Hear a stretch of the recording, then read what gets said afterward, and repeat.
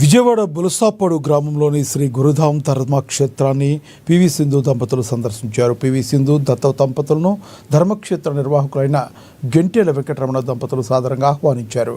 గురుధామ్ సత్సంగంలో సద్గురు శ్రీ శివానందమూర్తి భగవాన్ల పూజలు, పల్లకి సేవల్లో సింధు ఆత్మీయంగా పాల్గొన్నారు.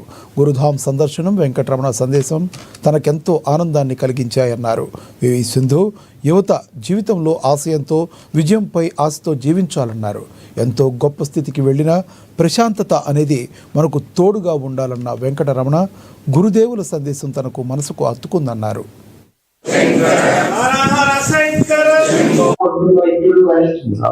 సో దాన్ని నేను ఆలోచిస్తా ఉన్నాను. అండ్ అలాగే మీరు ఎన్నో మాటలు నా గురించి చెప్పారు. థ్యాంక్ యూ సో మచ్ అండి.